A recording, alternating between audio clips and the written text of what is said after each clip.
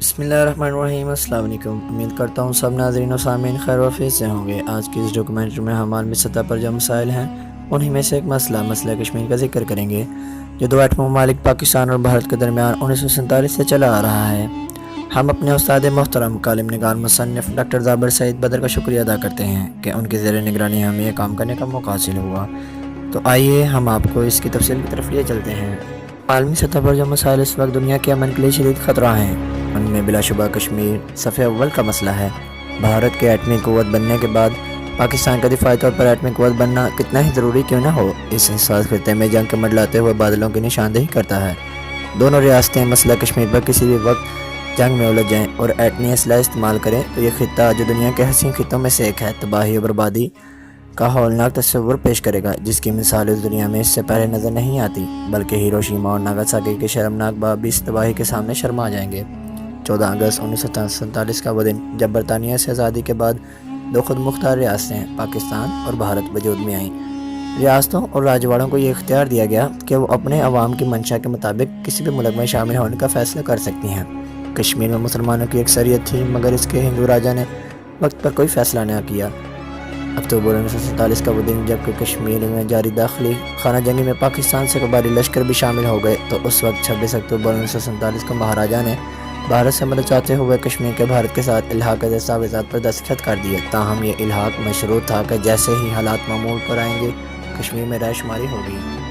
27 اکتوبر 1947 کو بھارت نے اپنی فوجیں ہوائی جہازوں کے ذریعے سری نگر میں اتار دیں تاکہ کشمیر میں ہونے والی بغاوت کو کچلا جا سکے، جس کے نتیجے میں پاکستان اور بھارت کے درمیان پہلی جنگ چھڑ گئی۔ یکم جنوری 1948 کا وہ دن جب کہ بھارت نے مسئلہ کشمیر پر اقوام متحدہ سے مدد مانگ لی۔ اس وقت 5 فروری 1948 کو اقوام متحدہ نے ایک قرارداد کے ذریعے فوری جنگ بندی کا مطالبہ کیا تاکہ وہاں رائے شماری کرائی جا سکے۔ یکم جنوری 1949 کو اقوام متحدہ نے جنگ بندی کراتے ہوئے دونوں ممالک کی فوجوں کو جنگ بندی لائن کا احترام کرنے کا پابند کیا اور وہاں رائے شماری کرانے کا اعلان کیا۔ لیکن 26 جنوری 1950 کا بھارتی آئین میں آرٹیکل 370 کا اضافہ ہوا، جس میں ریاست جموں و کشمیر کو دفاع، خارجہ اور مواصلات کا علاوہ خود مختار حیثیت دی گئی۔ اکتوبر 1950 میں شیخ عبداللہ کی جماعت نیشنل کانفرنس نے جموں و کشمیر انتخابات کا مطالبہ کیا تاکہ ریاستی اسمبلی کشمیر کے مستقبل کا فیصلہ کر لے۔ 30 مارچ 1951 میں اقوام متحدہ کی سیکیورٹی کونسل نے کشمیر میں انتخابی عمل کو مسترد کرتے ہوئے کہا کہ یہ اسمبلی رائے شماری کا متبادل نہیں ہے اور نہ ہی کشمیر کے مستقبل کا فیصلہ کر سکتی ہے۔ ساتھ ہی ایک نمائندہ مقرر کرنے اور کشمیر کو غیر فوجی علاقہ قرار دینے کا اعلان کیا، مگر اس پر عمل درآمد نہ ہو سکا۔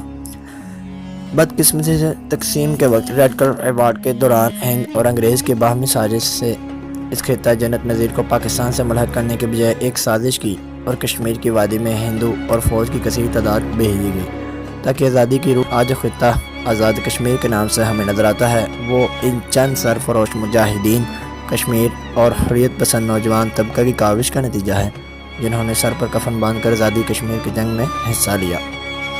دونوں ممالک کی خیر خواہی اور عوام کی فلاحی کا راستہ یہی ہے کہ موجودہ سرحدوں میں مناسب رد و بدل کر کے دونوں ممالک اپنی فوجیں نکال لیں، جنگ نہ کرنے کا معاہدہ کریں، کشمیریوں کو باہمی رابطے اور تجارت کی آزادی دے دیں، اربوں روپے میں جو دفاع اسلحے کی خریداری پر خرچ کر رہے ہیں وہ مفلوق الحال عوام کی تعمیر و ترقی کے لیے خرچ کریں، کارخانے اور فیکٹریاں لگا کر بے روزگاری کا خاتمہ کریں، سیاحت کے لیے سڑکیں تعمیر کریں تاکہ کشمیری جنت نظیر کو دیکھنے کے لیے دنیا بھر کے سیاح اس خطے کا رخ کریں۔ کشمیر کے دیگر ذرائع اپنی جگہ، مگر سیاحت کی آمدنی بھی اس ریاست کے بجٹ کے لیے کافی ہے۔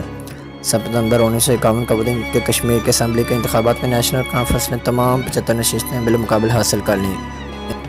31 اکتوبر 1951 کا وہ دن جب شیخ عبداللہ نے ریاستی اسمبلی میں اپنی پہلی تقریر میں ریاست کے بھارت کے ساتھ الحاق کے حق میں دلائل دیے۔ جولائی 1952 میں شیخ عبداللہ نے دہلی معاہدے پر دستخط کر دیے، جس کے تحت انڈیا کے زیر انتظام ریاست کو داخلی خود مختاری دی جائے گی۔ جولائی 1953 میں سائمہ پرشاد مکھرجی نے 1952 سے کشمیر کے بھارت سے مکمل الحاق کے بارے میں جو تحریک شروع کر رکھی تھی، اس کا نتیجہ یہ نکلا کہ شیخ عبداللہ نے کشمیر کی خود مختاری کی تجویز دے دی۔ 8 اگست 1953 کو شیخ عبداللہ کا بطور وزیر اعظم فارغ کرتے ہوئے گرفتار کر کے بھارت میں قید کر دیا گیا اور ان کی جگہ بخشی غلام محمد کو وزیر اعظم بنا کر مظاہرین کے ساتھ آہنی ہاتھوں سے نمٹنے کا ٹاسک سونپا گیا۔ 20 اکتوبر 1962 میں لداخ میں اور بھارت اور چین کے مابین ایک سرحدی تنازع نے جنگ کی شکل اختیار کر لی، جس کے نتیجے میں لداخ کے ایک بڑے علاقے پر چین قابض ہو گیا۔ مارچ 1965 میں بھارتی پارلیمنٹ نے ایک بل پاس کیا جس کے تحت کشمیر کو بھارت کو صوبہ قرار دیتے ہوئے بھارت کو وہاں گورنر تعینات کرنے، کشمیر میں حکومت کو برطرف کرنے اور اسے آئینی سازی سے روکنے کا اختیار حاصل ہو گئے۔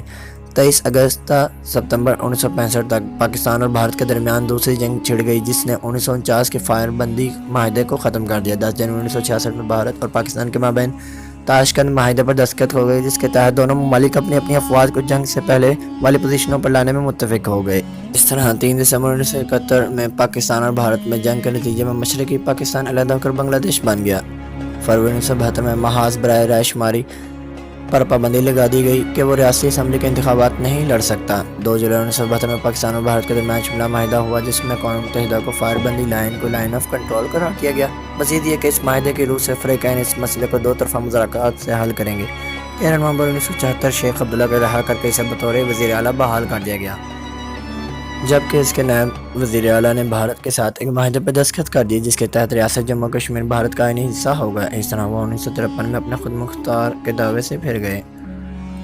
مزید برآں شیخ عبداللہ نے دھمکی دی کہ بھارت کے ساتھ الحاق اس وقت تک نہیں ہو سکتا جب تک بھارت آرٹیکل 370 کے تحت کشمیر کو داخلی خود مختاری نہیں دیتا۔ شیخ عبداللہ انتقال کر گئے جس کے بعد ان کے بیٹے فاروق عبداللہ نے قیادت سنبھالی۔ اس طرح جو 1984 میں بھارت کے تعینات کردہ گورنر اور ہندو قوم پرست رہنما جگموہن نے فاروق عبداللہ کو معطل کر کے نیشنل کانفرنس کے غلام محمد شاہ کو وزیر اعلیٰ نامزد کر دیا جس سے کشمیر میں مظاہرے پھوٹ پڑے جس پر غلام محمد شاہ نے کشمیر میں کرفیو نافذ کر دیا۔ 7 مارچ 1986 میں جگموہن نے غلام محمد شاہ کو وزارت اعلیٰ سے برخاست کرتے ہوئے خود اختیارات سنبھال لیے اور مسلمانوں کی سرکاری نوکریوں پر پابندی لگا دی۔ مسلم یونائیٹڈ فرنٹ جو کہ ایک مقبول جماعت تھی اس نے انتخابات میں حصہ لیا مگر کانگریس اور مسلم کانفرنس کا اتحاد جیت کر جس پر دھاندلی کے الزامات لگے اور فاروق عبداللہ کو غیر مقبول حکومت کے خلاف مظاہرے اٹھانے پڑے۔ اس طرح اکتوبر 2001 میں کشمیر اسمبلی سری نگر پر حملے کے نتیجے میں 38 افراد ہلاک ہو گئے۔ دسمبر 2001 میں بھارتی پارلیمنٹ پر نئی دہلی میں حملہ لشکر طیبہ اور جیش محمد نے ذمہ داری قبول کر لی۔ 2004 میں مسئلہ کشمیر پر بیک چینل روابط کے ذریعے دونوں ممالک نے کشمیری قیادت کے ساتھ مذاکرات کیے لیکن مظفر آبادی سری نگر بس سروس شروع ہوئی جس پر بھارتی حکومت اور جموں کشمیر کی حکومت کی جانب سے ہندو شریع امرت ناتھ شرائن بورڈ کے زمین منتقل کرنے کے فیصلے کے خلاف کشمیر بھر میں مظاہرے شروع ہو گئے جو کہ 1990 کے بعد سب سے بڑے مظاہرے تھے۔ مسلح پولیس نے مظاہرین پر فائرنگ کی اور کشمیر اور بھارت کو ملانے والی سڑکیں بلاک کر کے رہ گئیں۔